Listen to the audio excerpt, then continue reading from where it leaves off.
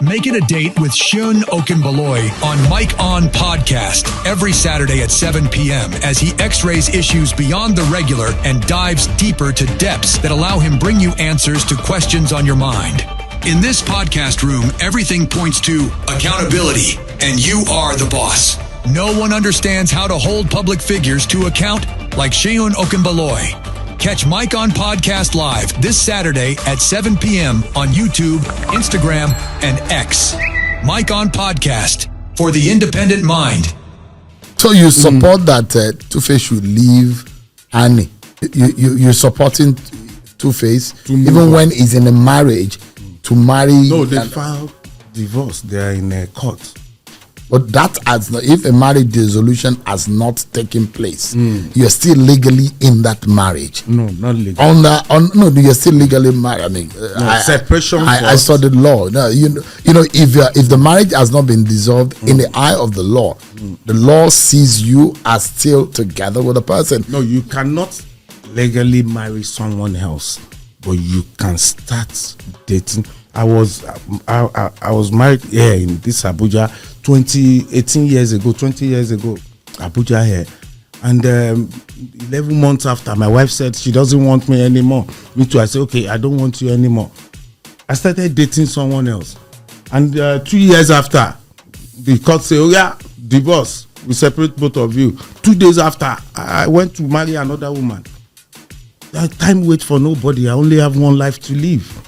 So why do I have to keep my life hanging for others? Relationship, marriage is a social contract.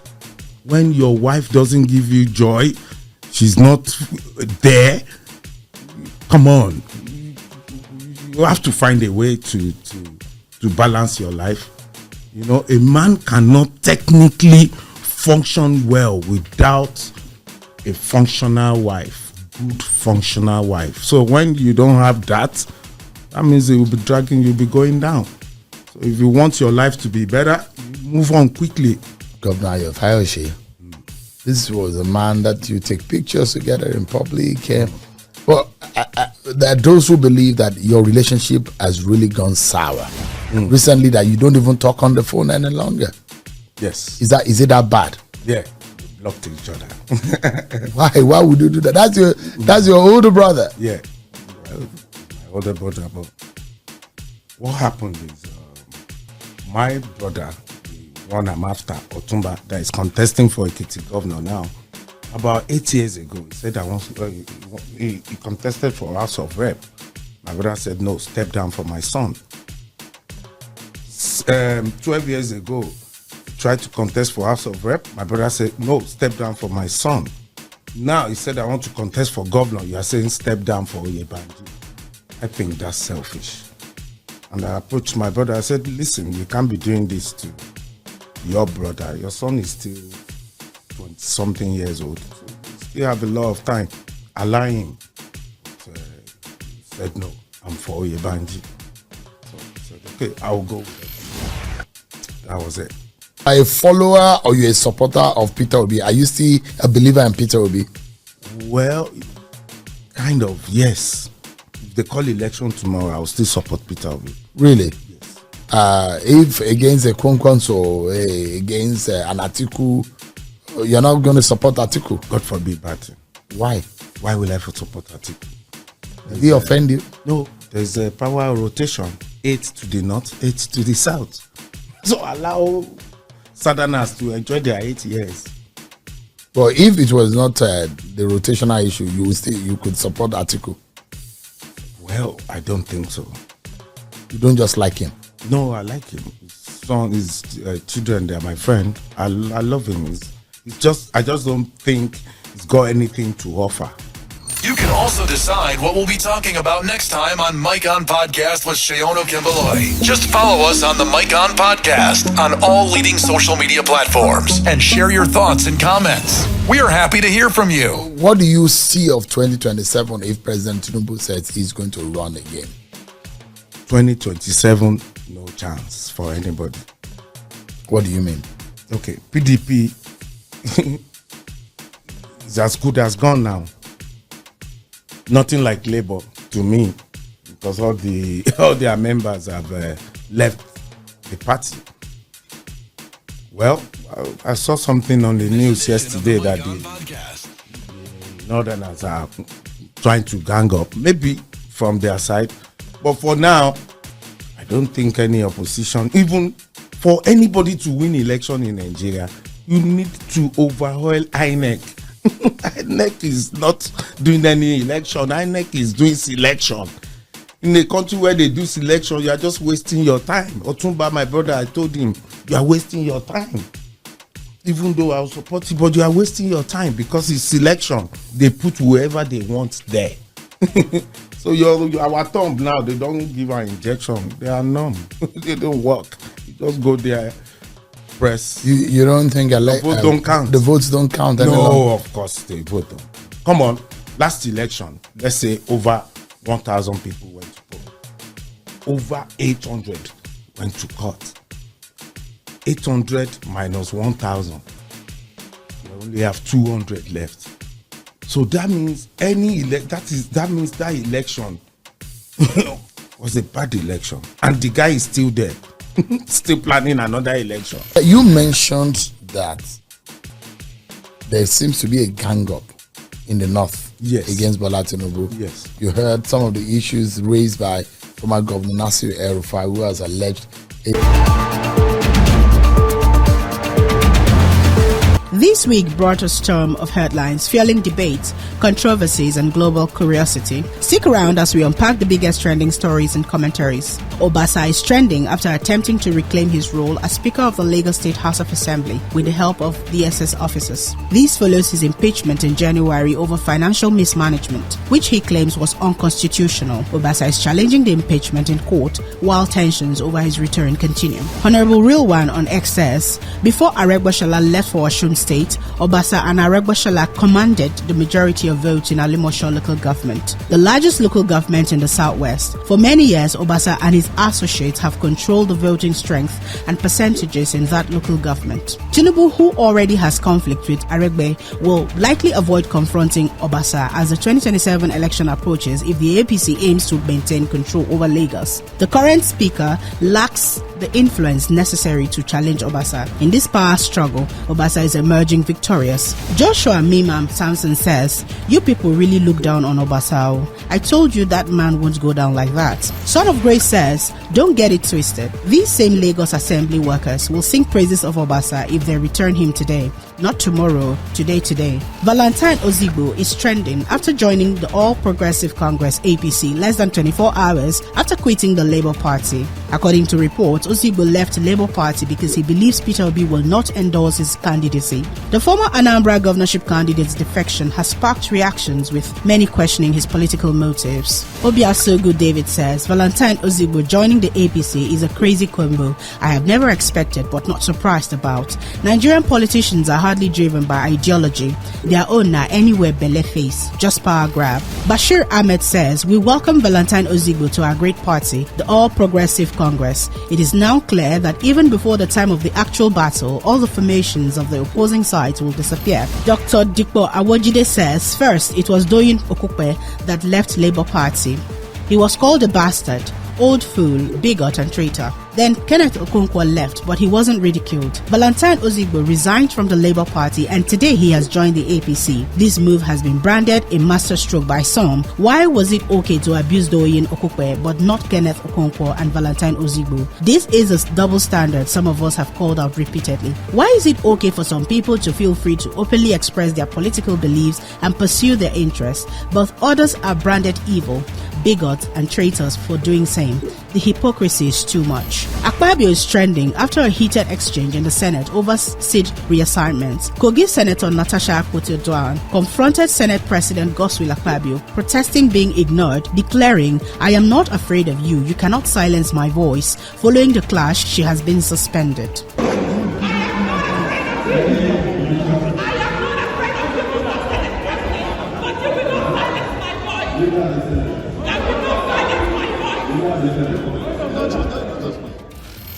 In Ibe Efio on X says, Senator Godswill Akpabio does not understand or tolerate opposition and dissent. I commend Senator Natasha Akpoti for her courage. Rino Oduala says just 7 months ago, Akpabio insulted Senator Natasha in the chamber, saying the Senate is not a nightclub where anybody can talk anyhow. Today, he asked security to take democratically elected senator out of the chamber. What does Akpabio have against Natasha Akpoti? Daniel Rega says, I like how Akpabio was called out and challenged by his colleague Natasha in the Senate House. Don't know about her leadership, but the boldness is commendable. And that's a wrap. Stay tuned for next week's trending stories.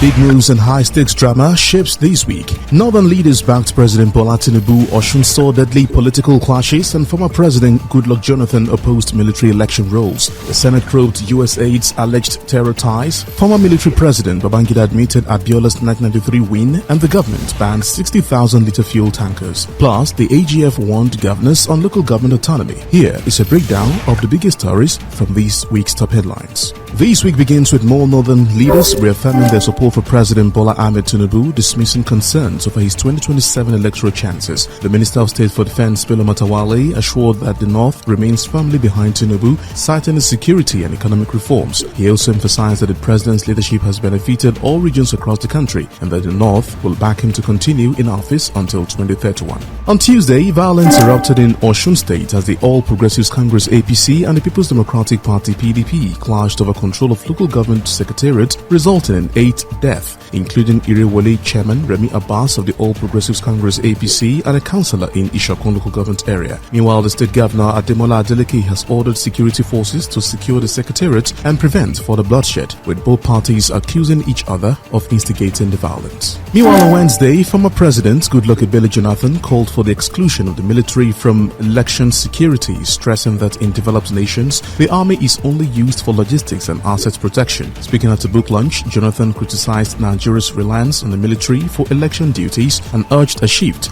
toward police-led security and transparent voting processes. On Thursday, the Senate summoned the National Security Advisor NSA Nuhu Ribadu and intelligence chiefs over allegations that the U.S. aid funds terrorism. The probe follows Senator Lane Dume's motion after a viral video of U.S. Congressman Scott Perry accusing U.S. aid of financing Boko Haram. Lawmakers also cited recent warnings from Nigeria's defense chief about foreign sponsorship of terrorists. On Friday, former head of state Ibrahim Badamasi Babangida admitted for the first time that the late Chief MKO Abiola won the June 12, 1993 presidential election. In his newly launched memoir, Adjourning Service, he described the annulment as a decision made in extreme national interest. Speaking at the Abuja event, Babangida acknowledged that Abiola met all electoral requirements, securing 8.1 million votes against Bashir Tofa's 5.8 million and achieving the necessary geographical spread. Also on this week's top headlines, the federal government has announced a ban on 60,000 litres fuel tankers starting from March 1st to reduce road accident. The decision follows a tragic tanker explosion in Niger State that claimed at least 50 lives.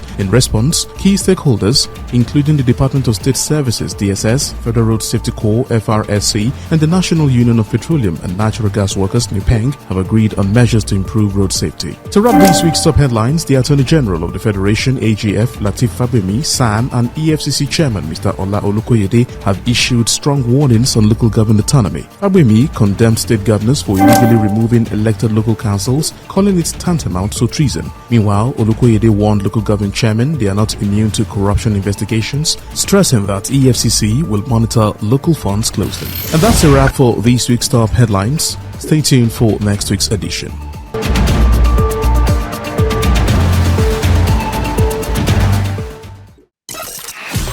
In this edition of the Mike On Podcast. When success talks, we listen. This time, 2 billionaires who have the reputation of being international business heavyweights share their secrets and journeys. Dr. Cosmas Maduka and Dr. Stephen Akintayo spoke from their recently co-authored book, Scaling Your Business with Integrity. Both billionaires represent 2 generational spectrums, with Dr. Cosmas coming from the older generation and Dr. Stephen from the younger generation. The conversation is coalesced and balanced.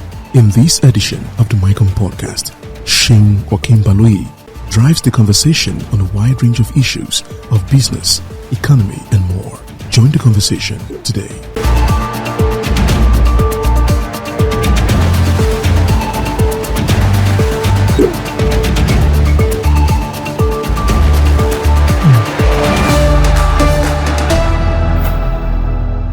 Hello, everyone, and welcome to the Mic On podcast. I'm Seun Okinbaloye, and as always, it's great to have you with us. Today's episode is what you might call a two-in-one show because I have the privilege of hosting two extraordinary individuals, two heavyweights, who in their real sense, they are true heavyweights who continue to build both local and global empires. Dr. Seun Akintayo is a familiar name to this podcast. He's an influential investment coach, a serial entrepreneur, and he has published more than 40 books. Now, Dr. Cosmas Maduka, a renowned Nigerian businessman and philanthropist, is a founder, president, and chairman of the Ecoscharis Group, a mentor's mentor.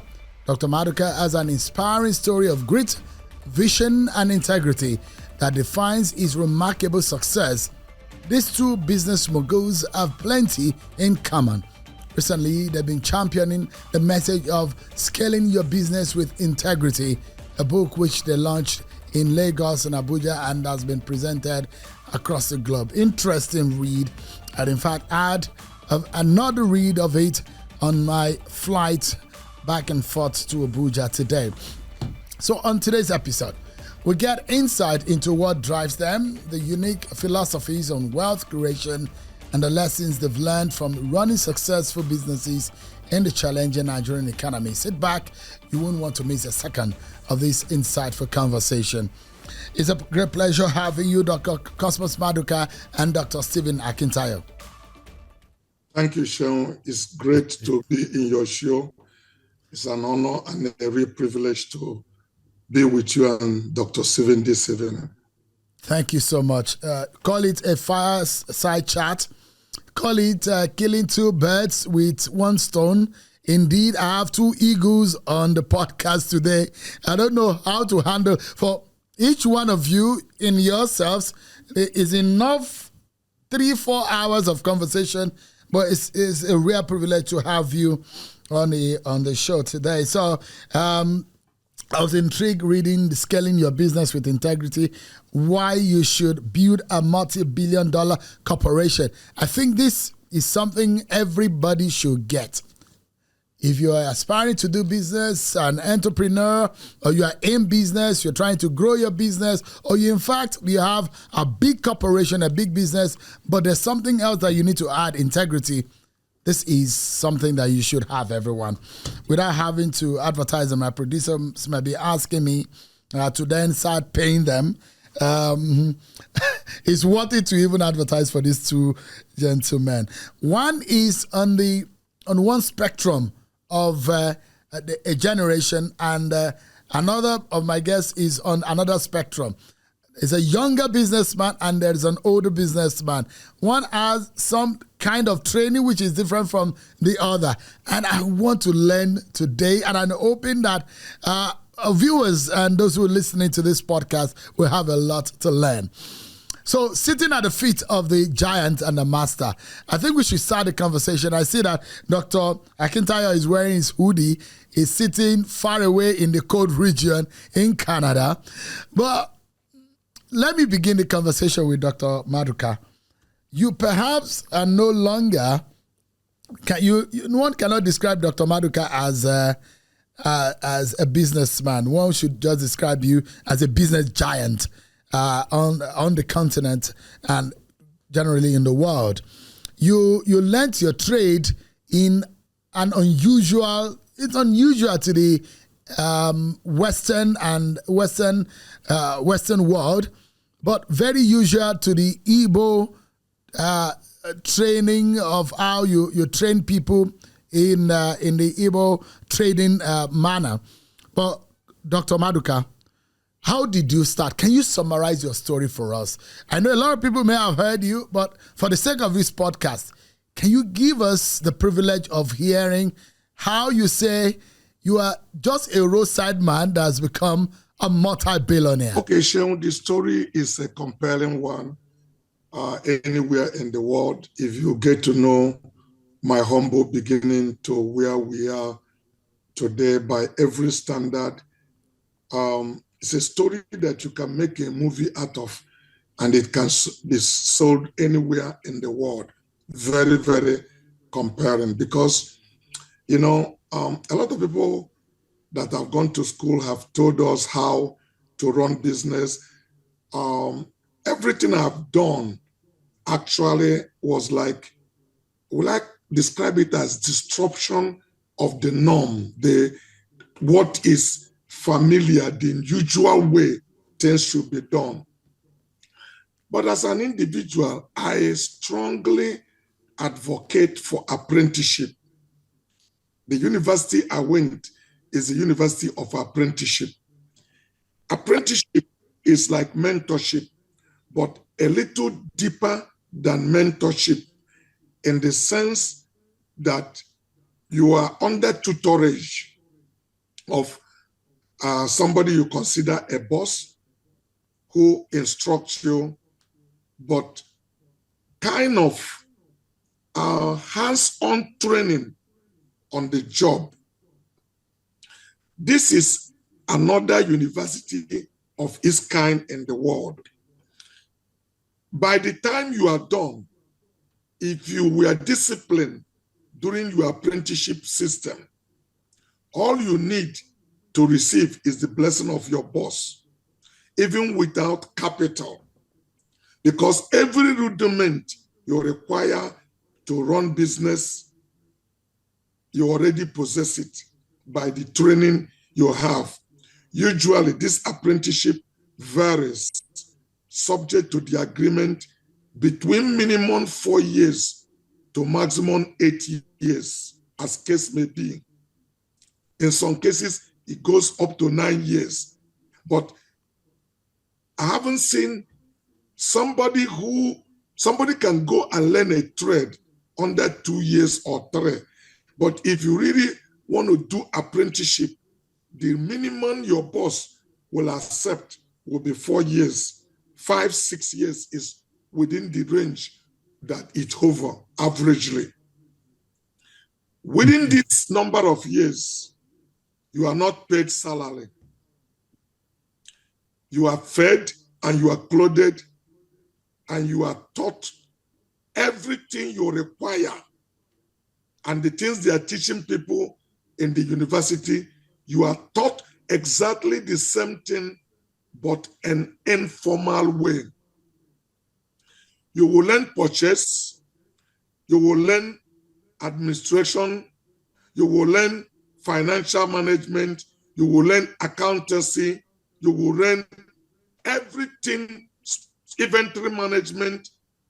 By the time you are set up, you are a boss, somebody with full knowledge of everything that they require to run a business. And if you have that discipline, you've also learned economics during this apprenticeship, because you, by day-to-day training, you learn opportunity costs, what you need to sacrifice for what is most important, what you need to differ for what you are aiming at. So that's why quite a number of people who do not understand this, especially the young generation that went to school, go to university and have BSc, they don't understand this. And the first thing they tell you is that what stopped them from becoming successful is that they don't have enough capital, but they have knowledge on what to do. I've sat quite a number of them down to say, if you ask me to define a place of capital to what is required to be successful in business, yes, capital is very important, but the real truth is that it did not play more than 30, maximum 40% in the equation. I would say 25%. The knowledge you have, but a lot of people don't understand this. At the end of the day, we tell them that when you have capital without knowledge, without properly being schooled on what to do with it, we will tell you in business terminology, you learn in a hard way. because you are going to lose that capital to learn what you needed to have learned before you have the capital. So I encourage people to pay attention. If you set out to go into business, especially business you have not done before, take your time to learn that industry. Take your time to work pro bono if the need for it be. Don't put money first. Money is just an exchange for value. You need to get value before you will get money. If you don't get value, you will not get money. Anyone who had money and does not deliver a value stole the money, is a thief. So I would like to leave it at that point, and I will come back to ask me a question to expatiate. Great. So I'd like to ask, how many years did it take you to learn the trade? This was an auto. It was someone like a roadside mechanic, isn't it, that you learned? But my uncle sell motorbike component, the parts of internal combustion engine. All the spare parts for motorcycle was the university I went. I worked for him close to 6 years, 5 years plus, but almost 6 years. So when you finished about 6 years, usually what we hear is that the average Igbo man will set his apprentice up. Did he set you up? Yeah. It's a welfare system of the Igbo tradition that you work for your uncle, your mother, senior brother or sister or your nephew. At the end of it, it sets you up, and the normal tradition way of setting up is that he's going to rent a shop for you and pay the first 2 years or minimum 1 year tenancy. But if your boss is very generous, he will pay for 2 years. He will, from the stock he had, list out merchandise and give you part of the merchandise at its cost price for him. So if there's something that is selling 1,000 naira, but the cost price is 700 naira or 800 naira, he will invoice it to you at 800 naira, give you some of your setup on merchandise, and then hand some cash over to you. But he will aggregate it like 50%. He will, assuming after you work for your uncle for 5 years or 6 years, he can decide to settle you with, say, 5 million naira. After paying for a store for you, he can give you merchandise of 2.5 million naira and give you cash of 2.5 million naira. And that will be your stewardship for that 5 years. That is like, it's like your salary is being saved. You are not paid on a month-to-month basis, but setting you up is that you are giving something in bulk. From that day, you are the boss of your own. Nobody asks you how you spend that money. If you mismanage it, you close shop and go back to the village. If you grow from that, you become successful, and nobody can limit your destiny. From that day, your boss that settled you is your competitor. You can compete with him and do it. So after working for my uncle for 6 years, in 1976, my uncle gave me 200 naira. By this time, my uncle gave me 200 naira. The normal thing is the minimum capital young men who did apprenticeship are given is 20,000. So it was like, where do I go from here? It wasn't just like, where do I go from here? Because I definitely asked my uncle, what did you want me to do with this? He said, whatever you like to do with it. I went with my senior brother. My senior brother was angry because our uncle was my mother's junior brother. So I asked my uncle, I worked for you 6 years. 200 naira, what does it represent? A feeding money or my setup capital? This is what 6 years of hard work amount to? Do you want me to buy 1 carton of plug? There is something that ignite a car we call spark plug. I said, do you want me to buy a plug and hawk it like I'm selling bread and carry it in my head and say, buy plug, go? Because usually I should own a store. This is not a store, this is everything. He said, whatever I like to do, I should do with it. But one of the things I advise young men and young women, anybody who went through this apprenticeship, and that comes back to our book, is about integrity. Live clean, live pure, so that you don't have tragic memory. Because I worked for my uncle with the depth of my sincerity, I was able to confront him directly. I looked him straight to the eye.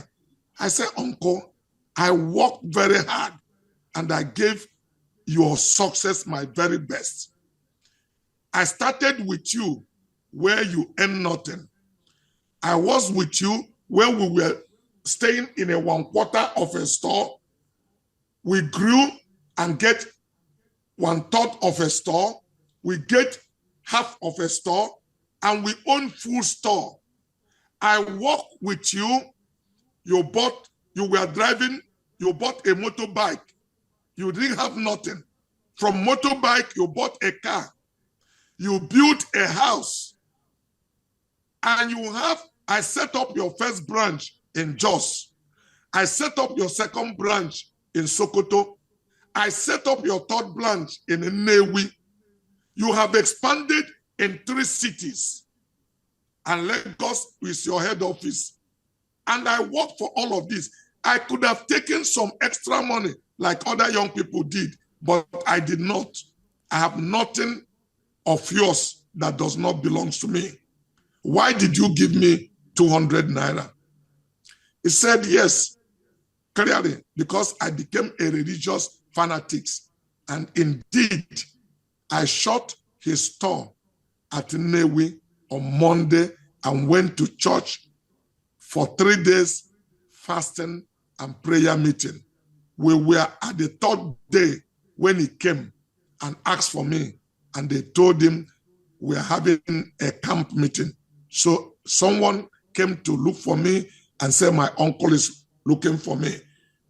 And when I see him, he said I should see him that evening and I should come with my senior brother.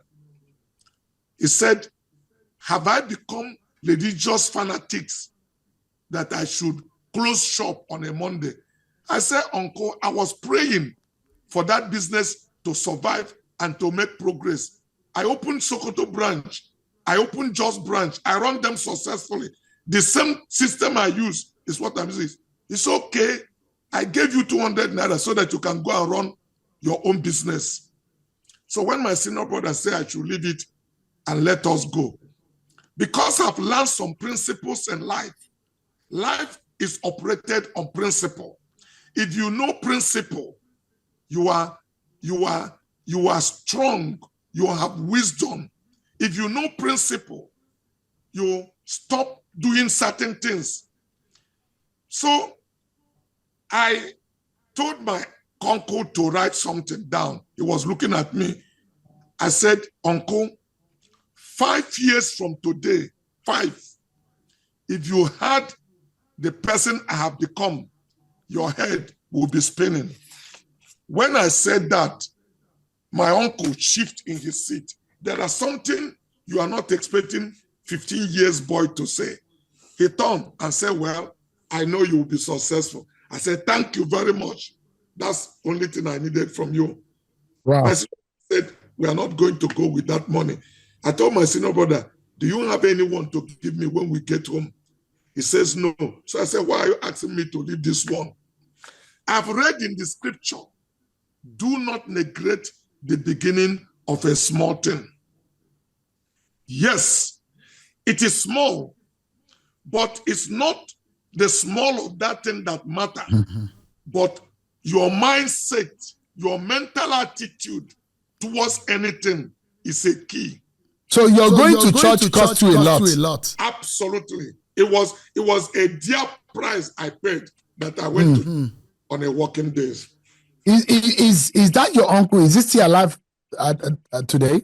He passed on only 4 years ago. He lived to see me become successful.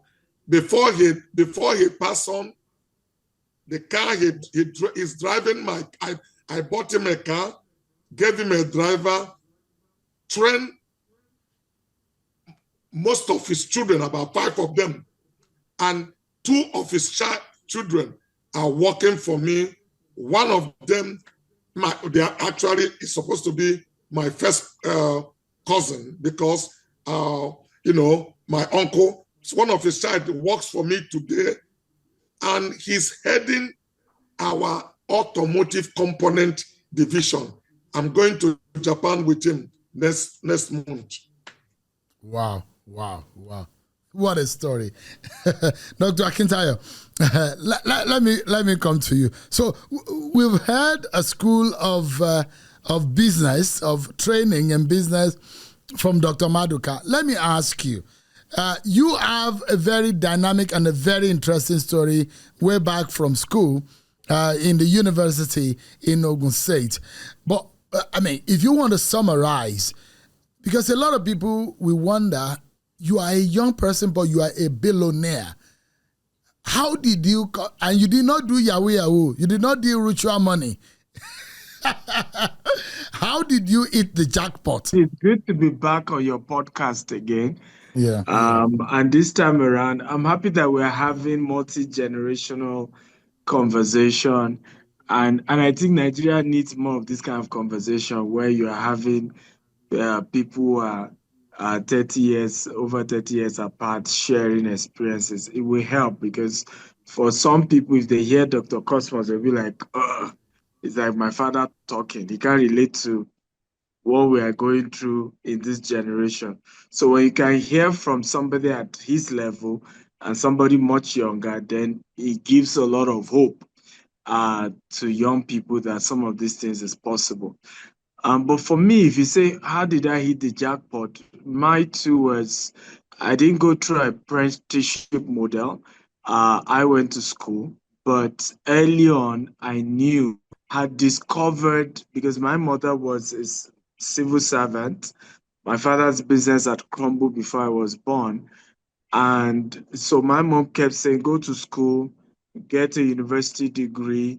And if you can get a university degree, you get a good job. And then you'll be able to make it. But by the time I was entering university, some of my older ones, I started realizing they graduated, they didn't get a job.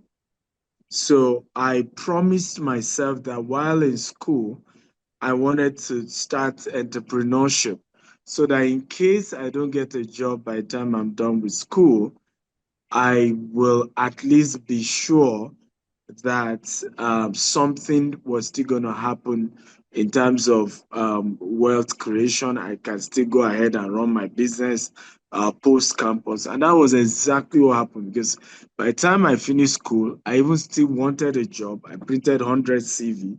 I had a cover letter to my potential employers to say, don't pay me salary for 6 months until I prove myself.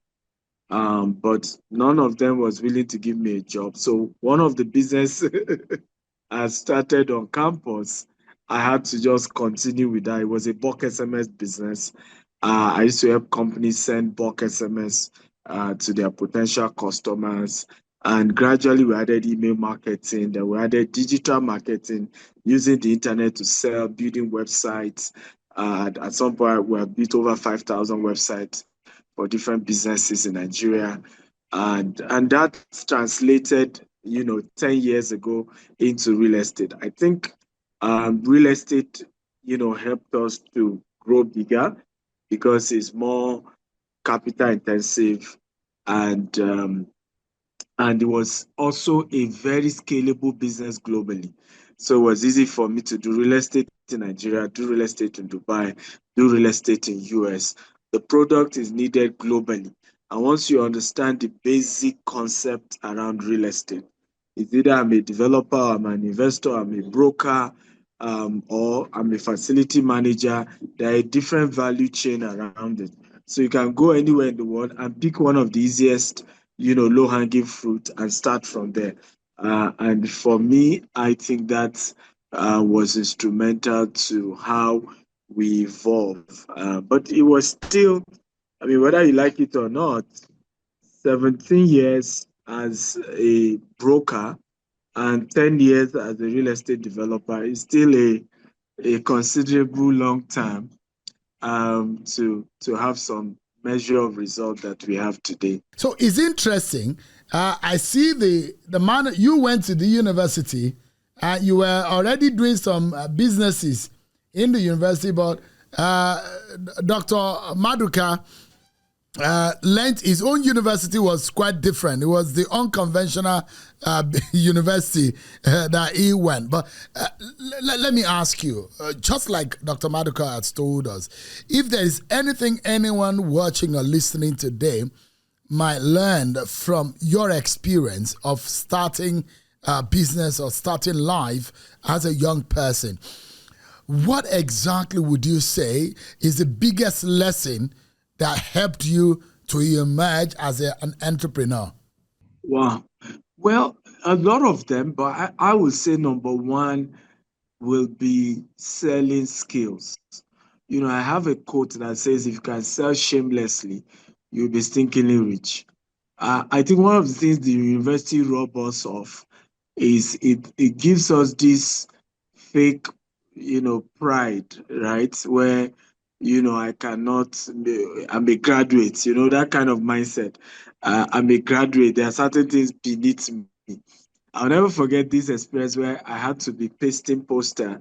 Again, I didn't have money for billboard or radio advert at the beginning. So I used to do this photocopy, buy bulk SMS, 75 kobo. So I'll be pasting it, what we call it culvert, those things that partition highway.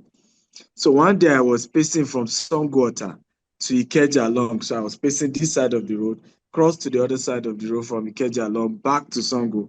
I started 10 a.m. and then I completed by 12:30 a.m. the next day. I was coming down from what we call Molue, and tears were rolling down my eyes as I was coming down from that Molue, because my mind just said, "Boy, you're a graduate. These are not things, a graduate should experience." And that's the edge people who go through apprenticeship have. They don't have that mentality of something's beneath me, or I can't do certain things. And they're able to learn the place of hustle, the place of marketing, the place of, do whatever you have to do to get your product visible, get people to buy from you. And for me, I think what helped me was at some point I had to master the art of selling and being shameless at it and not feel something's beneath me. If we needed to paste poster, we'll paste poster. If we need to do share tracks of our company services, we'll do that. If we need to do activation, at some point I sold popcorn, and I remember I'll be rolling my popcorn machine. I'll be shouting, buy popcorn, buy popcorn, buy popcorn. So that's a foundation, I think, helped, because for many people, there will be a season of drought in their business, and they may need to go grinding, pushing sales and marketing directly. Even you, the founder, forget your title, right? And most graduate or well-educated people are not able to do that because their mindset is conditioned to say, it's beneath me. I'm not supposed to be doing that kind of thing. I should just sit there in the fancy office and just be signing checks and be writing memo. And sometimes entrepreneurship takes a whole lot more than that. Can I quickly come in here? Please go ahead, Dr. Maduka. Summarize all the things Doc have said. The really thing that makes the magic is the hunger. You were hungry. You were hungry for success. And that's the mystery that is in the secret of success, because nobody can teach you to be hungry. Hunger is something that have to come instinctively. Without hunger, you are going nowhere. You can have beautiful picture, but there won't be no willpower to execute it. But if that hunger is in you, that I am to make a difference, I don't want to be like every other person. I want to add value. I want to be different from other people. That hunger is what will make you sell shamelessly. Is what will make you to be willing to be laughed at. Because to be successful, you must be willing and prepared to be laughed at. But you had a goal where you are going. So no amount of laughter will discourage you or make you depressed. But each of those laughter and all of that fires something in you. Each of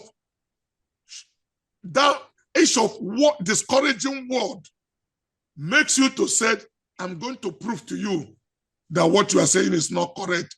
So the more people try to, explain it away from you, the much more convinced you are.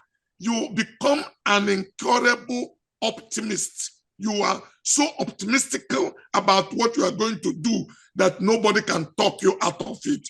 That is the summary. Is to be successful, you have to be hungry. And we can't teach you to be hungry. It has to come instinctively. I think that you need to open an unconventional university of unconventional business, because what they teach people in the MBA, you're a practical example of how unconventional business education works. And Dr. Stephen Akintayo has told us, I went through school and all of that. But look, I'm going to go to, and I don't want to let out everything, because we should actually title this podcast Business Masterclass, which we should actually sell to people if they want to watch or listen. But because we're also giving back to the society, and I'm going to go into this book, but I will not let both of you discuss too much, because I want people to go and buy and learn. But quickly, I want to ask a very quick, short questions from the two of you. Dr. Maduka and Dr. Akintayo, did you, both of you, did you see yourself? Did you ever dream? Did you ever envision that you were going to get to this stage? Dr. Maduka and Dr. Akintayo. If I'm taking it first, I will simply say, success is a journey, not a destination. When you set out, I have always believed that I will be successful. This is true, because it's a journey of a voyage. You paint the picture in your mind. You see the destination, but all the routes that will take you to that destination, you may not know. But if I want to be very honest, I would say the level where I am today were not one of the things I saw at that point, because it's a journey. As you can never say you have arrived. People tell me, when do you stop? I remember while I was in a Butemeta, my wife told me, can't you stop now? I said, stop for what? He said, you are wealthy. What do you need this money to do? Will you take it to heaven? I said, honey, if people go to heaven with money, we'll go to heaven with it. If they are not going to heaven with it, then we will not go with it. But as Cosmas Maduka is concerned, there is nothing like climbers. I set a goal, I break it, I set a higher goal. When you climbers, then there's no room for improvement. You can't grow. So that's why success is a journey. You never get to any point where you say, I have arrived. But Dr. Maduka, before I allow Dr. Akintayo to come in, you are a believer in Jesus Christ. And there are those who believe that you put it on your forehead. Yes. But I remember that when we were in school, there was those of us who used to go to fellowship and all that, but we had some of our friends who do more fellowship than come to the classroom. Some of them repeated class. So how do you manage business and religion or your belief? Would you say there are those who say hard work is 99, the grace of God is 1? That grace can lift you higher. But there are people who do 99% of religion and 1% of hard work. What is your own view? Finding a balance is tough, but if you understand principle and you follow it, you will be able to find a balance. To be successful requires discipline. Discipline doesn't come easy. You need to ask me, why did I, from the age of 25, never watch television until today? As I speak to you now, I do not have television in my house. It's not a doctrine. I'm not preaching it as a gospel. There's nowhere Bible says you should not do that. But there are laws you need to give to yourself that will help you get to where you are going. Things that were not common. I spoke to my wife to say, honey, will you agree with me that we don't watch television? My wife said, why? I said, because I go to office and I don't come back here till 11, 12, sometime 1 a.m. And you are waiting to see me before you go to bed. I don't want to come back. Instead of giving you attention, we will listen to another man that will be interjecting in our discussion. And we won't have fellowship. And then after listening to the man, we go to bed. All the things that bottled up in your mind, you want to share with me, there's no time for it. I don't give you the attention. In the morning, I go out again, and you don't see me till 11 or 12 in the night. Therefore, you are my television. We don't need this other one. There's nothing that they say that we will not get information about. Let's focus to build where we are going. Now, this is not a law, not written anywhere. And many people believe I'm a weird man. I'm crazy. Can you believe I raised 5 kids without television? 5 children, 4 boys and a girl. Brilliant children. 1 medical doctor, the rest of them, not just BSc with their master's degree. 2 of them read economics. But no television. Yes, they used to tell me my house is very useless in their own judgment. I say, you have swimming pool, you have 1 bedroom of yourself with amenities, and this is, don't profile me because I don't have television. Because nobody have everything in life. God told his children in the Garden of Eden, you can eat of every tree, but of this one, do not eat of it. And Satan told them, your father is a very wicked man. The most interesting is the one he tells you not to eat. Once you eat it, you'll be wise. You will not have knowledge. And I once heard you talk about how you met your wife. Perhaps your first girlfriend is now your wife. That's right. That's right. I met this young lady in church at the age of 18. And we are about the same age. As a matter of fact, she was my senior with few months. We are born the same year, 1958. But we were in church. She sang in a choir. Her voice was distinct from the other voice. Wow. So you caught that. So whenever you are in church, instead of you listening to God, you were listening to her. No, whenever the choirs are singing, there is a voice that never gets drowned in the midst of the other now. That voice comes out like it was angel voice, different from one. Maybe only hear it in that way. But I mean, so are you an advocate of people marrying those who are older than them? I will not say that, but I will say you should marry somebody like you are somebody in the almost age bracket. Like my wife and I are contemporaries. So, yes, few years older can make any difference, but you need to marry somebody in almost the same age rank so that your discussions, both of you can reason alike. So it wasn't something that was planned in that sense. It wasn't like staged in that way, because I was a young man that was full of life and wanted to. In fact, many people believed that trying to marry my wife, I was out of the league. That because she was much, you can say, mature than myself. Women, ladies get matured more quicker than men. But I lived above my age, because by 15, I was thinking 50, in my opinion.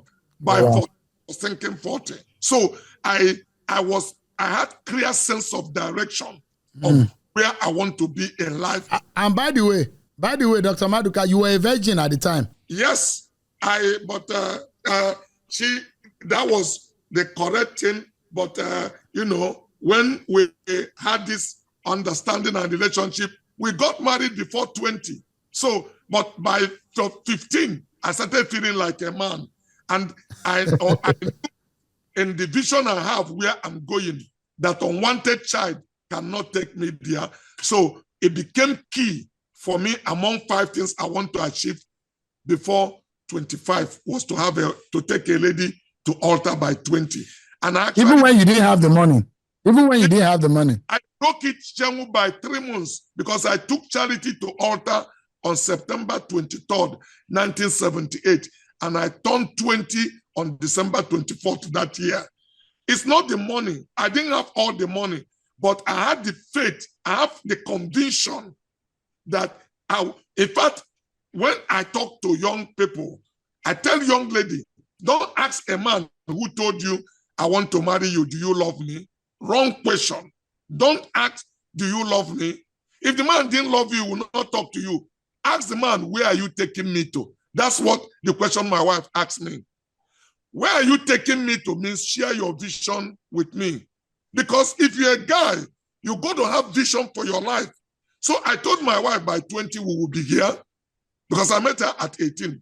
By 21, we will have a male child. By 23, I will have a car. By 25, I will be a millionaire. She held my 2 hands and said, we'll do it together. Wow.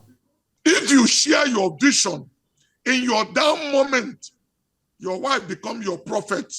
She will begin to prophesy to you. You told me God said you will do this. Go for it. Yeah. Go for it, you do this. But if you never get anything to share, she will begin to doubt you. But she knew what I told her. I've had downtime in my life. But because she was a God-given wife, she supported me and encouraged me. Dr. Maduka, I think you can experiment with what you said now, because in your own time, things are a bit different. But in this time, there are even girls who are saying, if you don't have at least, if you are not earning 1.5 million naira per month, don't talk to me. Girls online, they are saying that. They say, don't talk to me if you don't have a car, if you don't have a house on the island, if you are living on the mainland, don't talk to me. Seun is finding the middle of the road, because that is also important. There are ladies who jump at a man because he said, I'll marry you, I love you. Will you eat love? I told ladies, I said, if you marry a man who have no job because he speaks in tongues, you are not spiritual. Mm-hmm.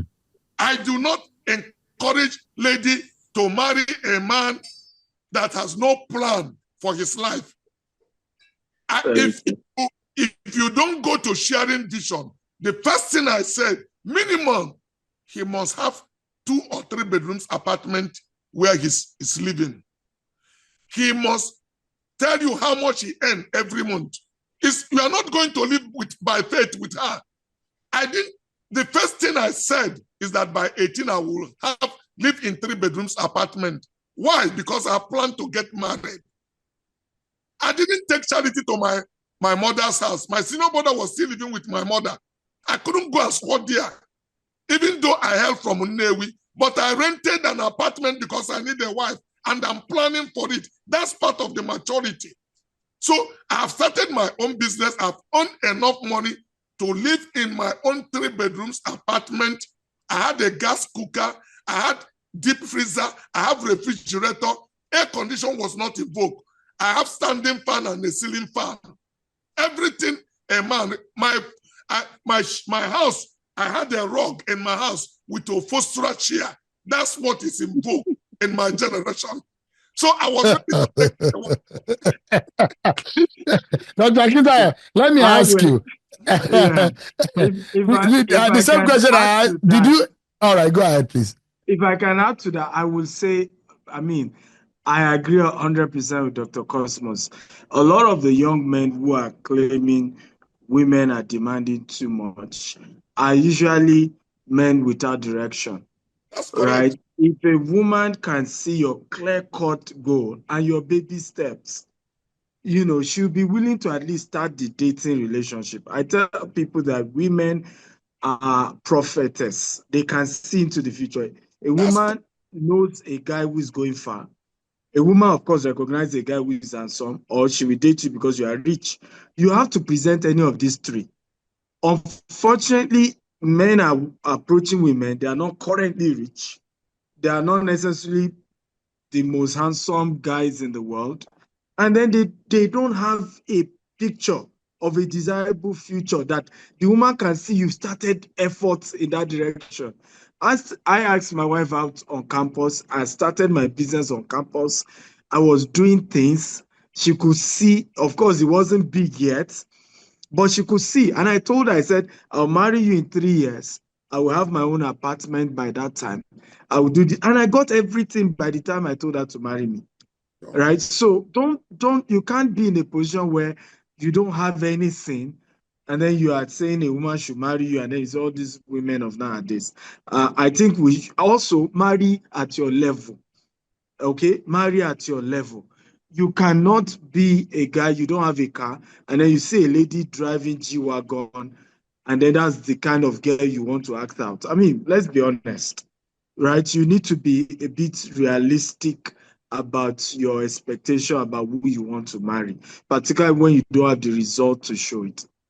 Yeah, but go ahead with your question. Yeah, so I was going to interest him because in a lot of this is becoming more of a live coaching, live lesson conversation, because marriage, relationships are coming fantastic, because we're talking about 100% and 360 degree live achievement.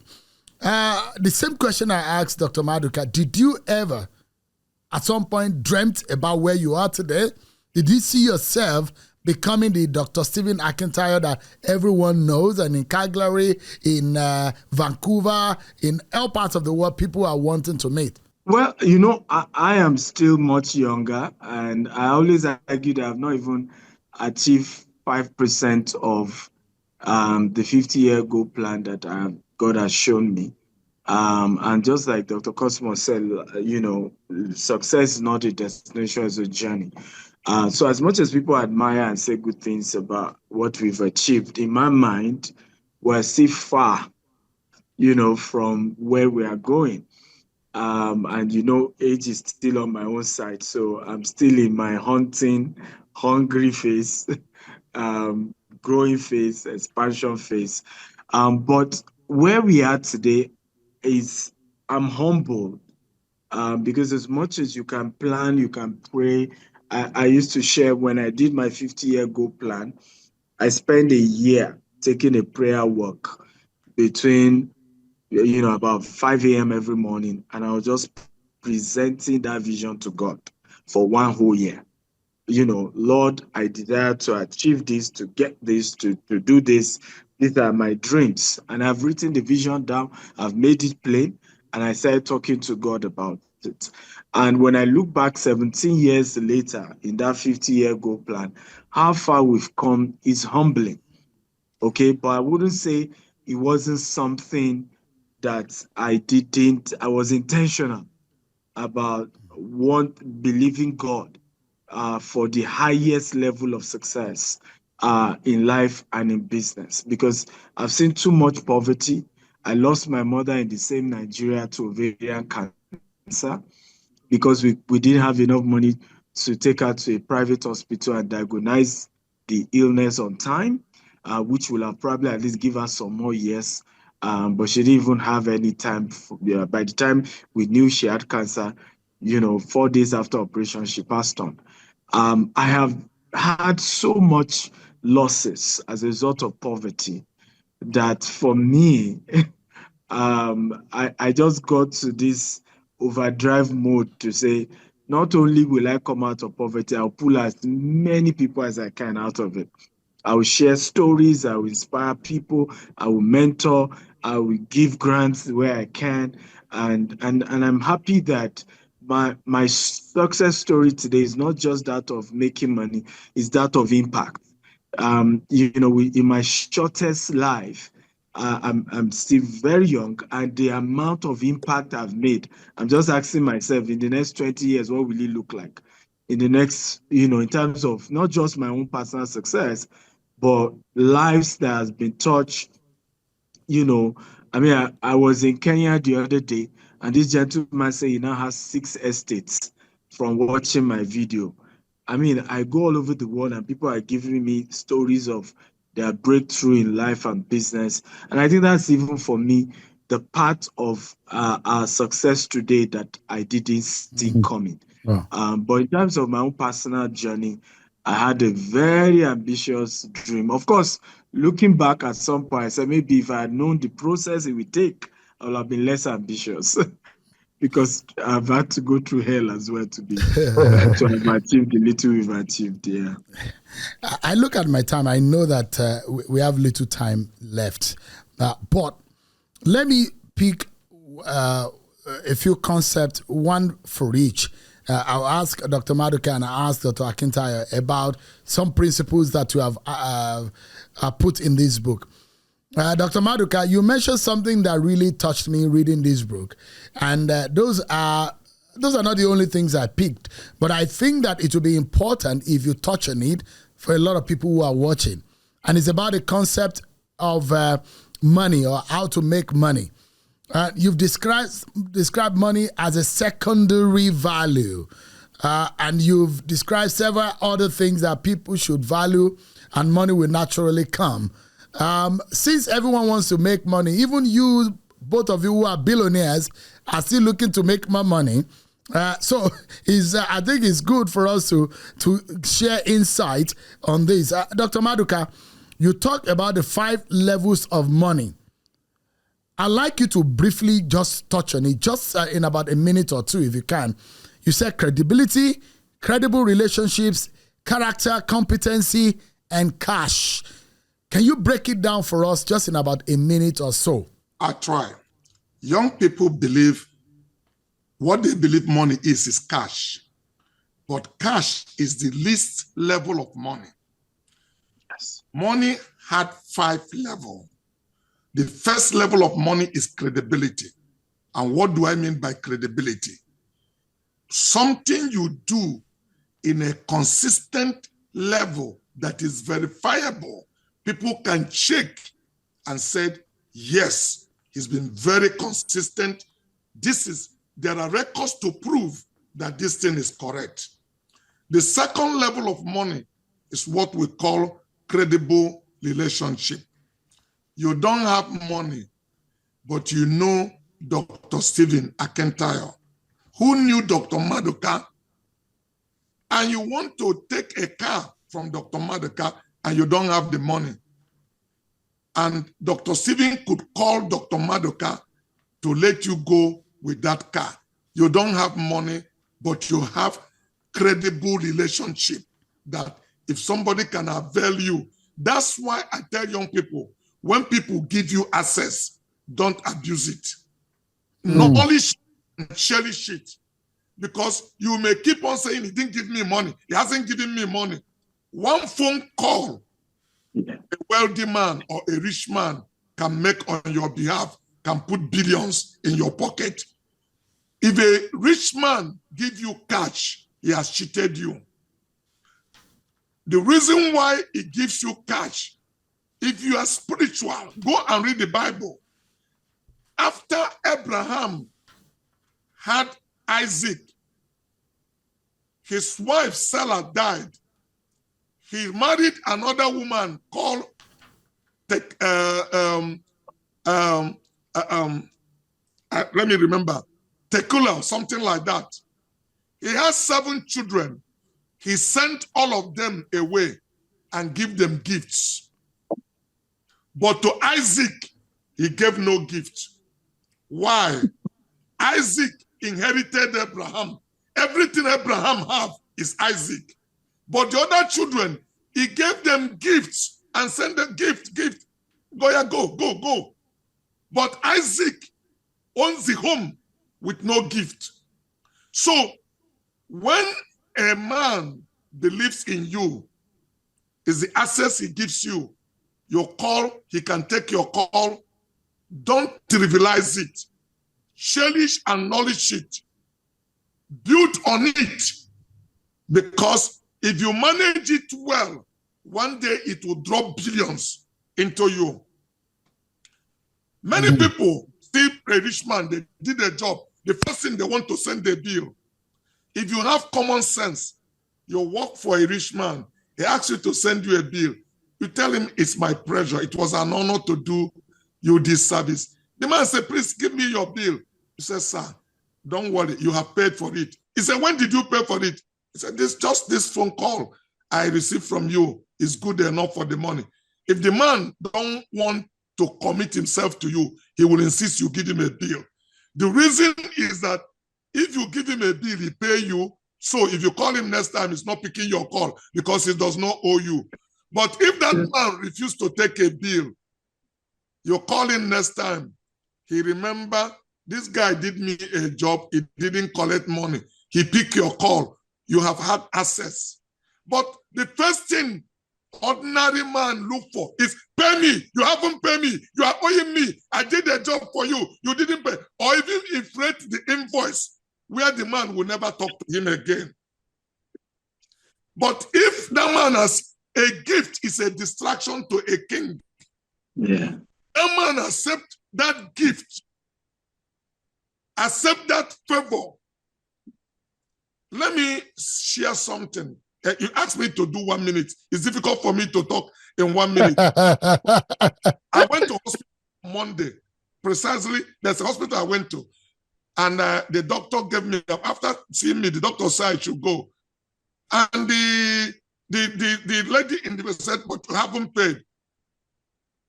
The doctor said, no, you should get yeah, but you should pay. He met the consultant. I went with my daughter who is a medical doctor. And when we left, my daughter said, Dad, why do you accept this chip? You should pay. I told my daughter that the doctor knows better than all of you. He has made investment in me. Yeah. That thing he asked me to go. Tomorrow, there could be a launching going on. He will invite me. Yeah. How much will I pay for that? Maybe 100,000, 150. But they will invite me for a launching where I can put 10 million or 5 million because I feel indebted to him. I'm owing him. I said, because I want to be indebted to him, that's why I didn't pay. I should have been the first person who insists that they give me a bill because I don't want his relationship. So this is true for a balanced person who is not cheap. It's an investment you have made, but people want to create it. So the third level of money is what we call integrity. First level, credibility, credible relationship. Integrity is not character.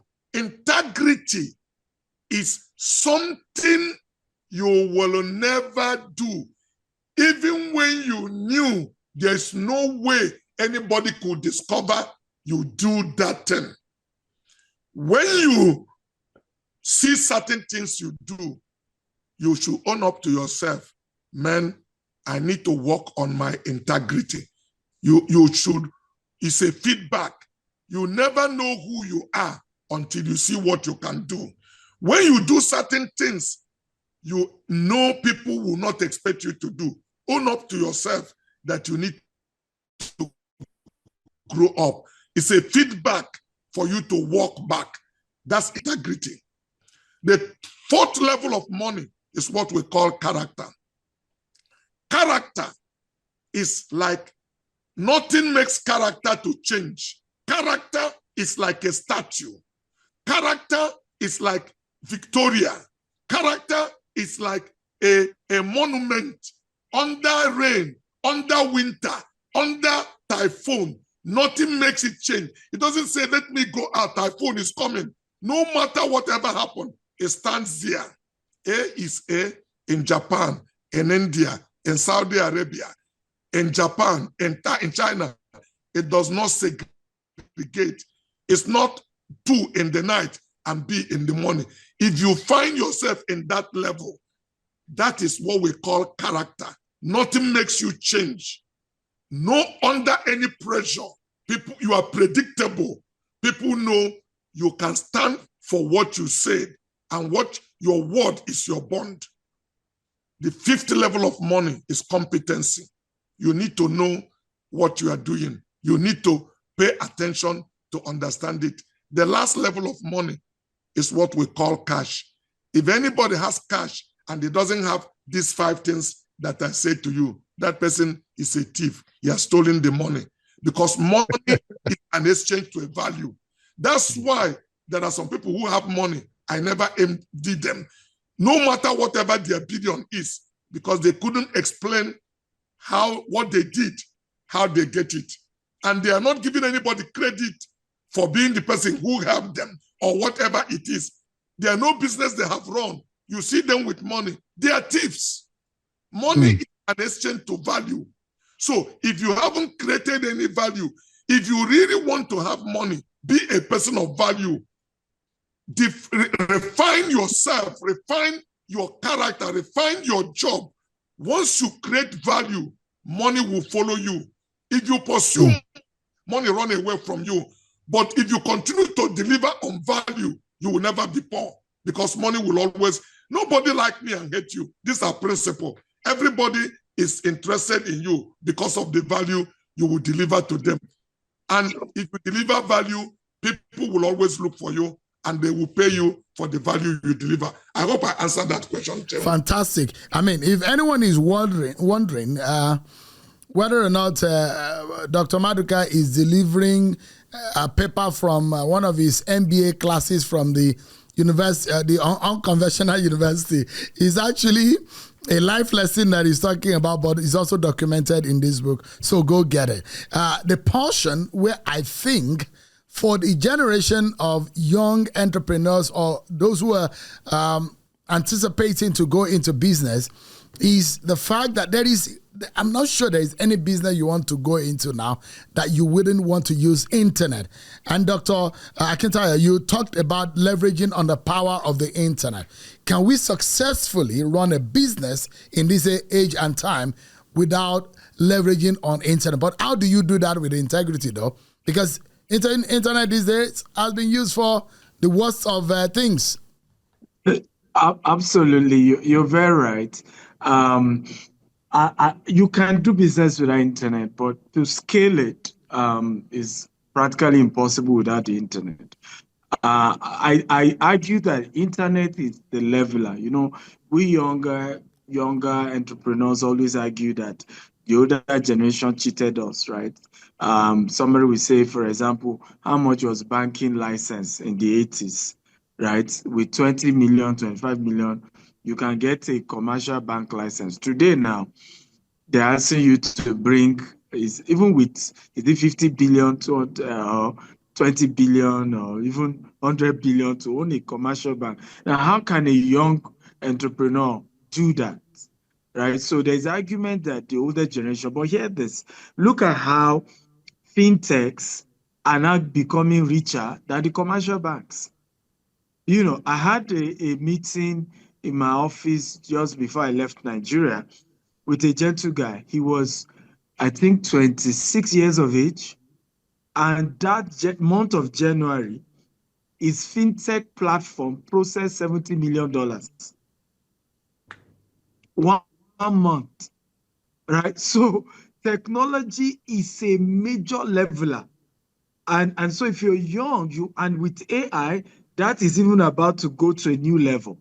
So as a young person, you want to leverage on technology to then be able to match up with the older ones who, of course, have more money, have more credibility and all of that. However, on the issue of integrity, you then want to be sure that, because internet also gives you opportunity to really deceive people. For example, people can pay you for products prepaid and you've never met, and you're supposed to use e-commerce to deliver it. It means you can decide not to deliver it and run away with their money. But if you then choose to add integrity to it, where consistently you are delivering, that is the game changer. And I think I shared in the book as well how when we started real estate development, I asked myself, what was the problem of an average person who wants to buy land in Nigeria and doesn't live in Nigeria, particularly those in diaspora? Because I realized that those back in Nigeria are not necessarily wanting to buy land from a developer. They would rather want to go and meet the king of that land, the baale of that land, and buy directly. So in reality, the major clientele are those in diaspora. But what's the challenge? They don't trust anyone. Some of them even send family members who collected property document. A father told me the story. A son told me a story of his own father helping him to collect document of 1 acre of land. And the father kept selling. Each time he asked him for money, and he said, "Daddy, I can't send you money. I'm currently having challenges in diaspora." His father back in Nigeria was selling his land, one plot after the other, until he finished selling the entire 6 plots. So I knew trust was an issue. So for us was to say, okay, we will help you secure your plot of land. We will send your document to you anywhere in the world, because we also knew these people wouldn't have seen us before, as at the time they were buying property from us. And so by leveraging on the internet in selling land, I could do webinar, and I would sell houses, sell land through webinar.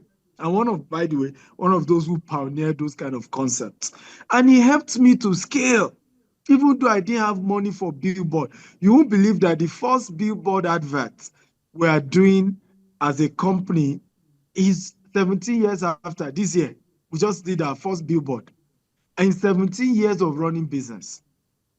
Okay, but that's what the internet can do, because with the internet, you don't need to not necessarily say, I'm doing TV advert, I'm doing billboard advert, I'm doing this. You can build with integrity, present what you are selling using the internet, and keep getting people to do business with you from anywhere in the world. And you can make good money for yourself and for your company.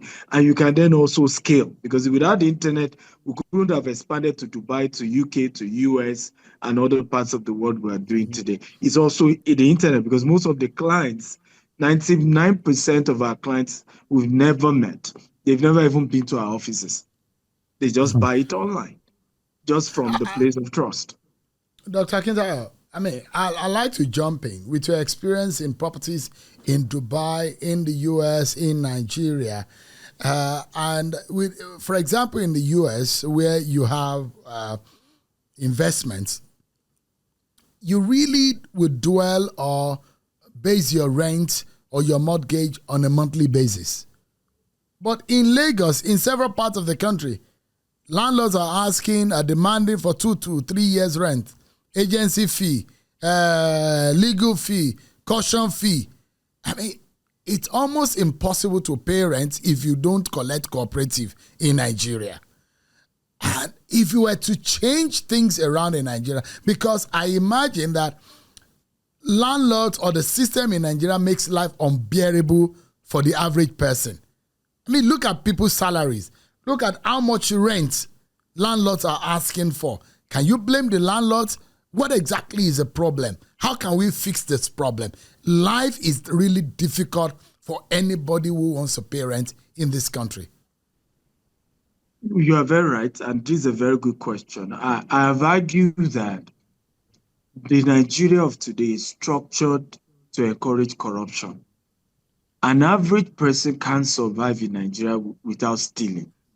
Because just like you said, even to pay rent is difficult, right? Because even the process, I was shocked some time ago. My wife was to rent a particular property for our office, for our business. And then the landlord was insisting that until he talked to her husband, okay, he cannot give her a house. I mean, there are so many draconian, patriarchal, archaic processes that has made businesses, people living their life difficult. However, I would say some of these things is still about government policies. For example, I'm aware Lagos State has a law that says landlords should not charge more than 1 year. But has it been enforced? Has any landlord suffered the consequences of charging more than 1 year? These are the conversation. But more importantly, do you also want to blame the landlord who know that if they were to be receiving rent every month, most tenants cannot pay because we don't even have a credit system? Because the only reason why in the US, I will not go late or go behind on my rent or my mortgage is because it shows the entire wealth in America, in the West, is built on your credit system. And your credit system is just built based on how faithful are you in paying due monies, right? So your rent was due, you failed to pay, it impacts on your credit and is on your history almost for life. So you want to pay on time.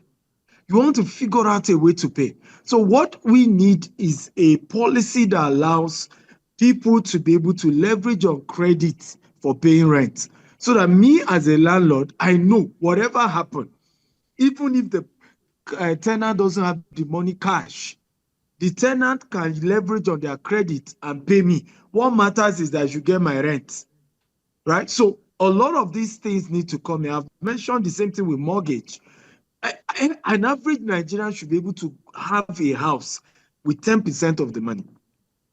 Okay? To say they must bring 100% of the money before they have, it's affecting both with the developers and otherwise, right? Because if I go borrow money now, and that's why most of our constructions in Nigeria, we're building it at our pace. I'm not rushing anything.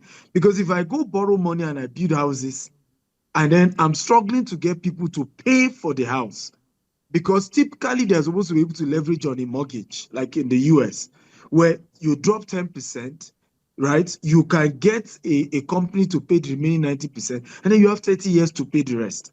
So why haven't we gotten a fund by the CBN, for example, towards saying we now release this X trillion naira for the next 20 years so that 20 million Nigerians can own their house.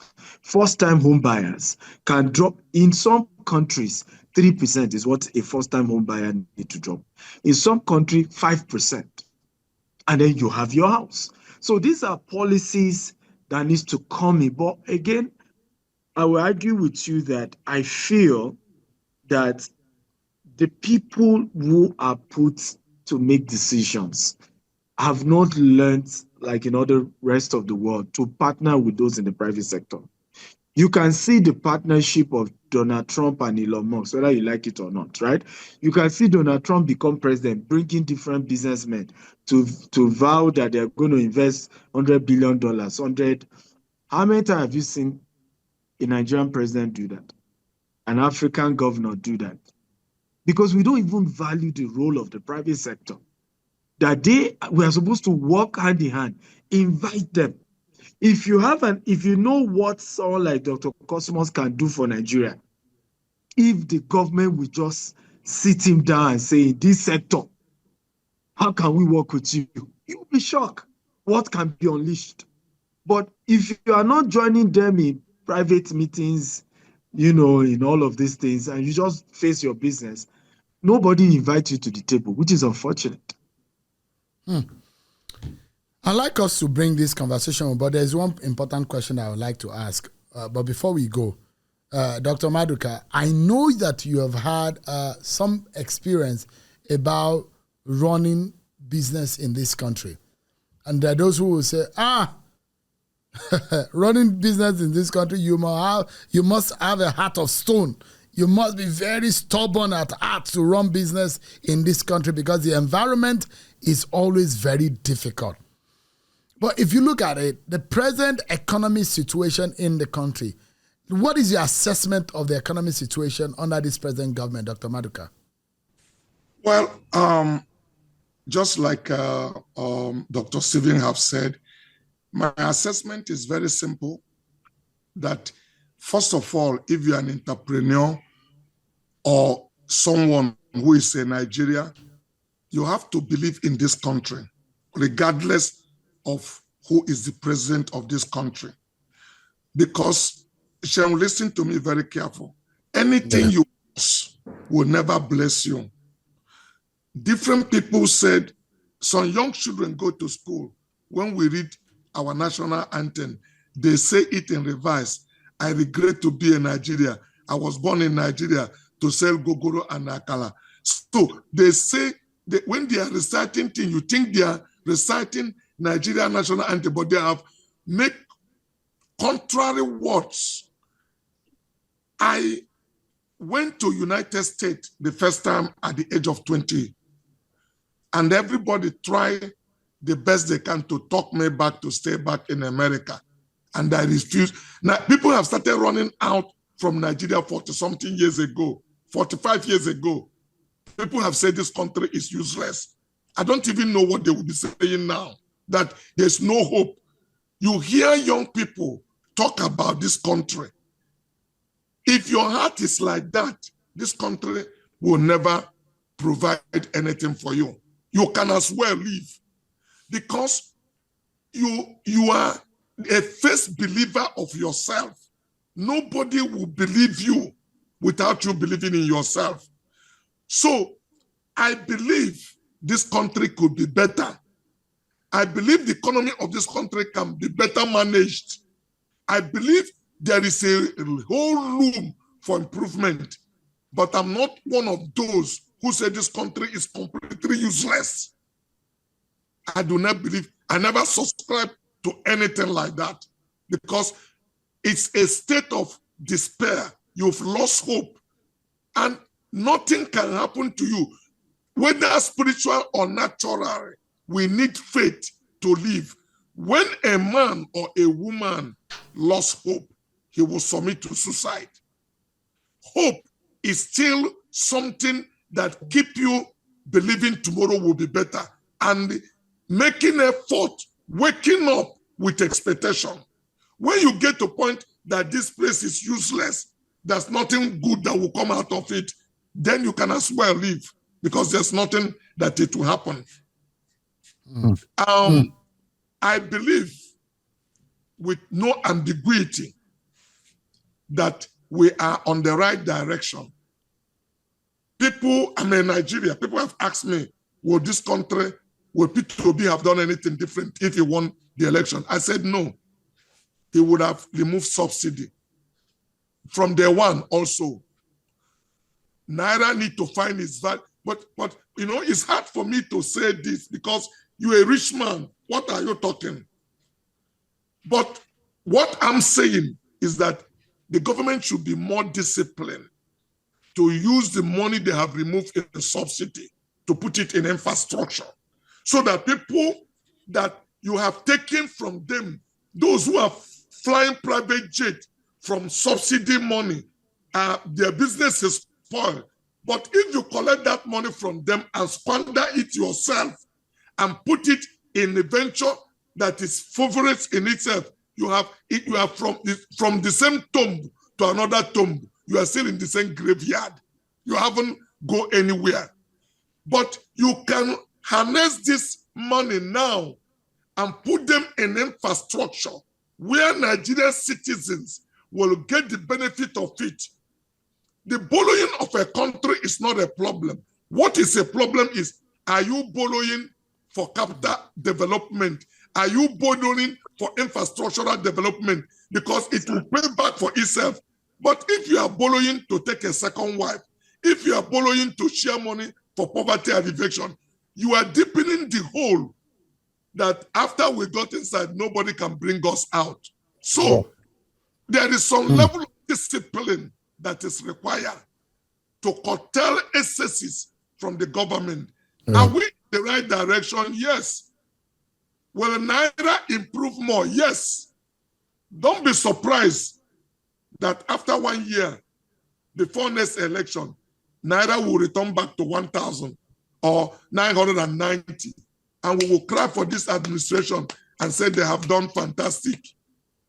So the economy is growing now gradually, but there are more things that need to be done to attract the investment that can give us the quantum leap that we require.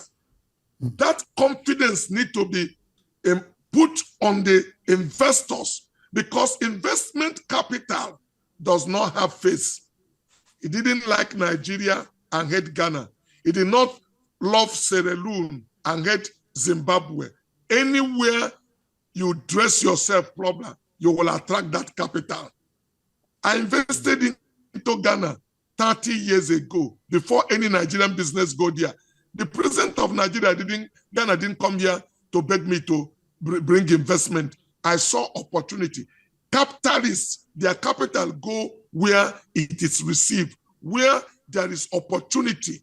A return on investment is where the money go. So we can dress ourselves up to attract investment into this country, but refine and have our judicial system clean, where people will know, or create a business court where a matter can be dispensed under 6 months. There are so many reforms that we need in this country. We are talking about real estate. Why banks don't want to put money in real estate? I have an estate in Abuja that I wanted to make use of. I gave notice to the tenant in January last year that they should vacate. There is a guy who his tenancy expired in September, but he worked for government. He's one of the government agents. He had no parent. He refused to leave till today and tell people that they should not leave. Now, if you go to court, you will get injunction. So these are things in America. If you don't pay your house rent, you are not waiting for any court injunction. The judgment is already made. The tariff will come tomorrow and carry everything you have on the street. Yeah. But here, people take house owner on hostage. The judiciary system need to be refined to make business to thrive. When you know what you are doing, you know the consequences, you will play by the rule. So the government must be willing to enforce law. That is part of reform that can help investment to thrive. I want us to wrap up, and this is the manner in which I want us to wrap up. I would like both of you to gift those who are watching and listening. And this is the gift I would like you to give. There are those who will say, I don't have a rich mother, a rich father. I don't come from a very good background. But both of you are billionaires. There are those who want to go into business. And in the Nigeria of today, they will say, will bank even give you the money? Where will you get a grant from? Where will you get a loan from? Just in about 60 seconds for each. Let me start with Dr. Maduka. What message would you give to a young person who wants to start business today? How can they start business? Where can they start from? Where can they get the funds? What value should they be looking forward to starting business? Just in 1 minute, Dr. Maduka. Not only in this country, around the world, nobody just get up and start business. This is true. Whether it's in United States of America, you need to pay your dues. Get a job. Learn from that job. Look for somebody to work for pro bono. You must have a beginning. Starting a business is not an event. It's a process. There's no catastrophe that will happen. So if you don't have money, capital doesn't fall from heaven. Capital is built. Believe in yourself. First of all is to change your mindset to believe that what you conceive is possible and it can be done. Be intentionally about it, but be very practical and get something to start to do and earn and save money. With your clear goal in mind, consistently continue to do the same thing, you will break through along the way. This is true. Rome is not built in a day, one block at a time. But young people believe that you can make money by overnight. I never believe you can make money by overnight. I never believe you can be successful by betting Niger. I never believe you can be successful by winning lottery. If you want to be business and you want to be sustainable, it's not transactional. It's something that takes time, and you need to build for it. And over a period of time, you will create an institution. Dr. Maduka, thank you so much. Dr. Akintayo, just 1 minute. Your message for the young person. Well, so I hope I can do in 1 minute. My message is, number one, don't give up. Understand that there's a process to success, and entrepreneurship takes time. It's not abracadabra. Be willing to go for seminars, for trainings where they're talking about entrepreneurship. And I want to advise those who are more successful in business to also be willing to share their story. I will be doing, you asked for a gift. My gift will be 10 free tickets I have a conference called the Business Growth Masterclass. I'm bringing Les Brown, Brian Tracy, a couple of Nigerian entrepreneurs. I'm hoping Dr. Cosmas will be there as well. And it's just for either those who've started their business, they can come with their staff, or those about starting business. I want to break down business growth principles. We're doing Abuja, we're doing Lagos. So I'll be giving 10 free tickets to viewers of this show. I don't know how, Mr. Seun, you're going to arrange those who you will give it to, 10 in Lagos, 10 in Abuja. But don't give up. Keep giving it your best. You definitely can build a great businesses. Those who have done it don't have two heads. They were consistent. They followed due processes. There's no shortcut to success, right? Any shortcut lengthens the journey at the end of the day. Your ultimate faster route is mentorship and proper training. So don't joke with that as well. Prioritize books. That's why we wrote the book, Scaling Your Business with Integrity. Read books. A book changed my own life as well. Read that, Poor Dad, many years ago. So read books on entrepreneurship, study biographies, attend seminars, get mentors. As your business also grow, attach yourself to those who are bigger than you, so that you also minimize the losses that comes with scaling and growing.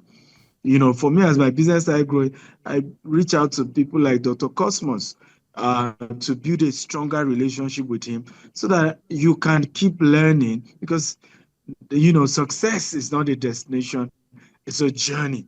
And be vulnerable, be humble enough to look at people in your field or people generally who are doing better or who have more years of experience. Ask them, how did you navigate government policies? How did you navigate growth? How do you navigate employees? Reach out, but also don't do that as a parasite. Make sure it's a win-win. Serve them so that they can give you their time, or pay them so that they can give you their time. Those are two ways to get mentorship. Either serve, like Dr. Cosmos mentioned earlier, do things for free and don't charge, and get the access so that you can ask questions later. Or you pay, if they have mentorship program. Most Nigerian entrepreneurs don't even have paid mentorship programs.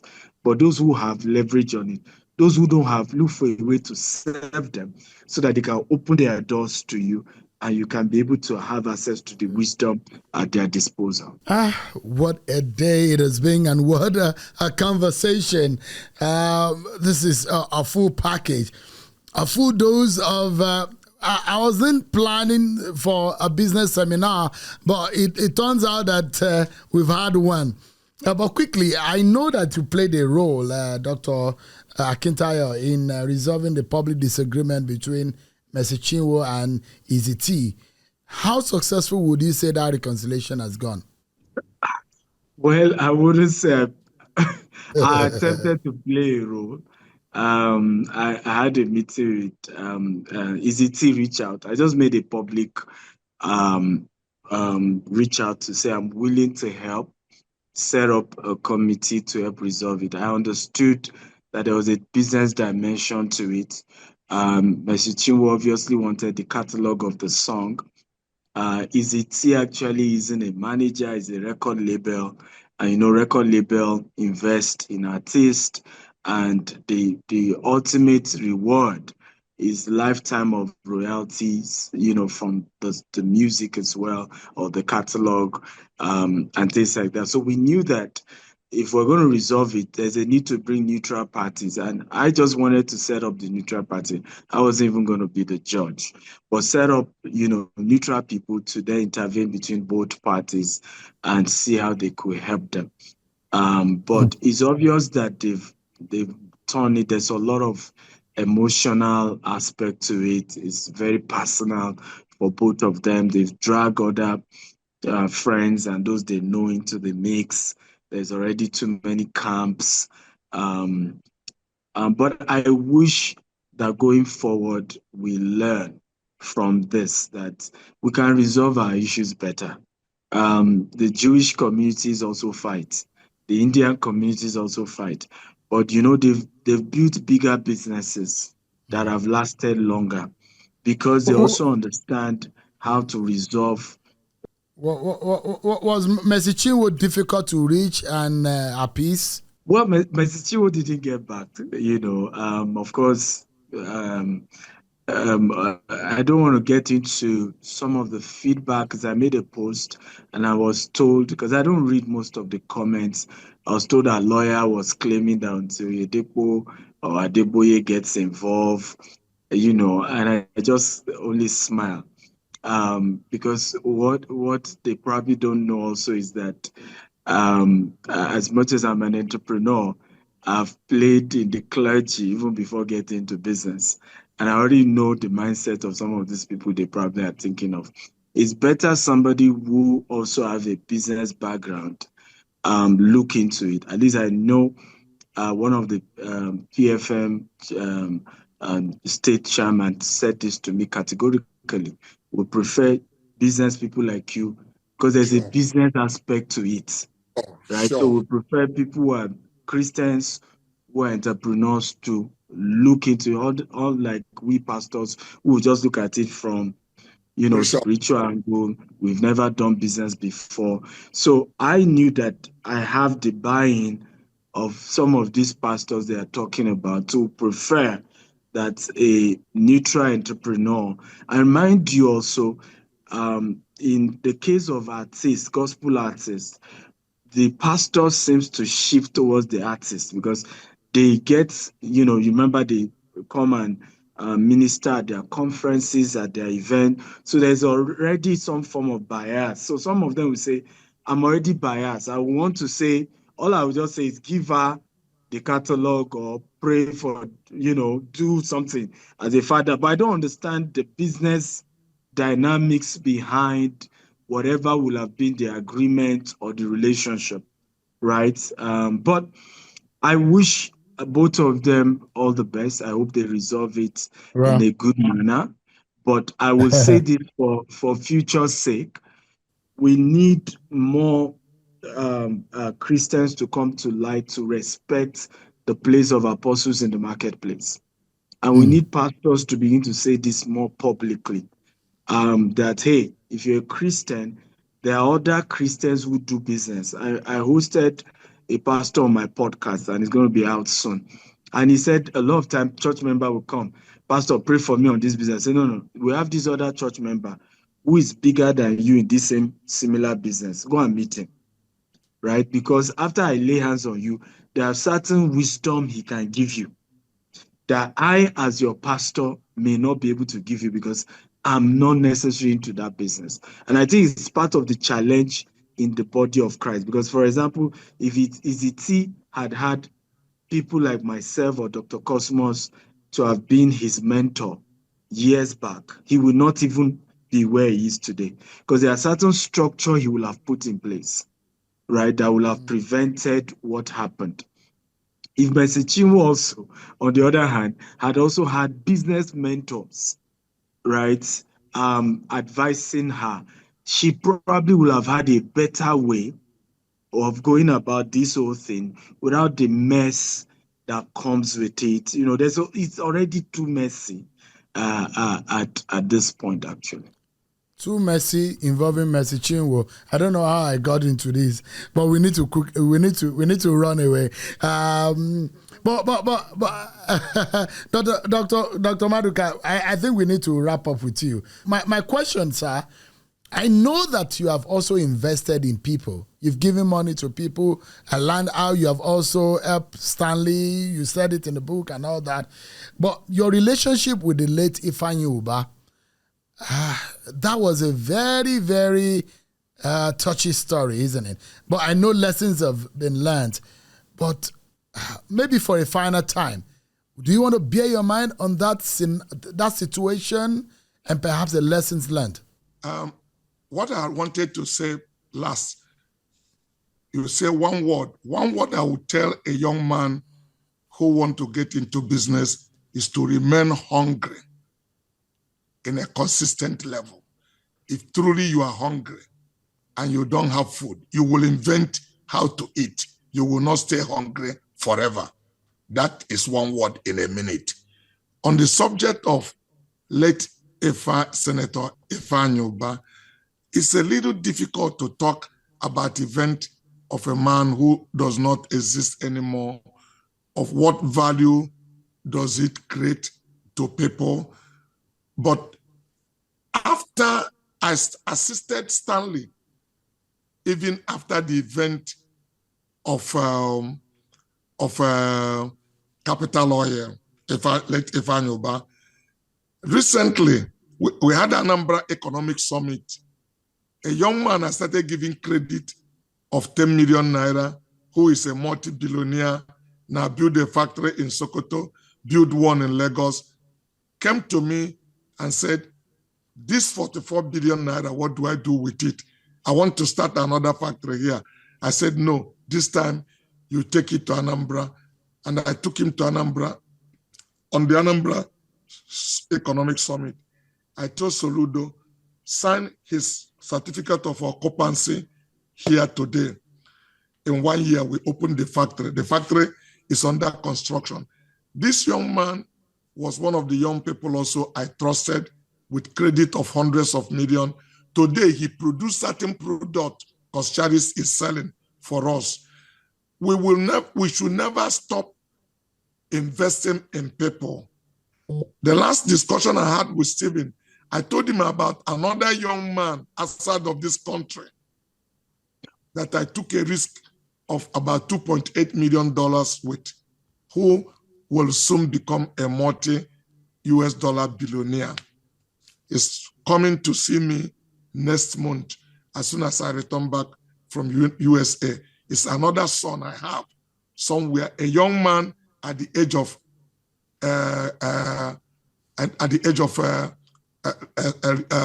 Stanley. So this is age where things happen. If the people think right, if you are hungry, your destiny helper will come along your way. But you must begin to do something in a consistent level that will attract that hunger that is in you for somebody. It's not just somebody to tell you to push, but you need to be pregnant. The person is not going to pregnant you, but he can tell you to push and you will deliver the baby. But what lesson, I think you left out the lesson between your relationship with the late Ifeanyi Ubah. In having business relationship, what lesson have you been able to take away from that relationship? The lesson is the spirit of forgiveness, to know there's no level you can get with somebody that you cannot forgive him. Yeah. I forgave Ifeanyi before he passed on. He came to my house and I went to his house and I went an event with him. And that was why I could speak even at his death. And at his death, when I spoke, I didn't say something didn't go wrong, but I told people we've put it behind us and we have moved on. Because I'm not going to, embellish the truth. Something went wrong. But the truth is that it's in your own interest you grow to the level where, if you're a Christian, you allow the agape love of God, unconditional love, to flow through you. There are people who I never spoke about them publicly, frankly speaking, who have done worse to me than what Ifeanyi did.